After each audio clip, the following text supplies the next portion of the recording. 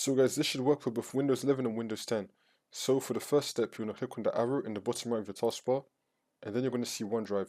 It might even appear here, but once you find OneDrive, you want to right click on it, and then this will come up, and then you're going to click on Settings. It may look slightly different for Windows 10 if you're using that, and now this should come up. You want to click on Unlink this PC, and then click on Unlink Account. And then you want to close this out, and then you want to click on the arrow again, and then you want to right click on OneDrive again, and then click on Quit OneDrive, and then click on Quit OneDrive again.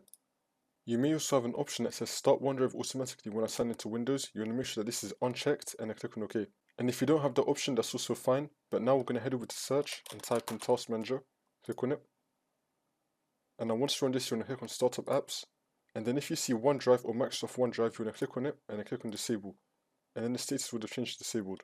Now for the next step, you want to head over to Search, and then you want to type in Add or Remove Programs. Click on it.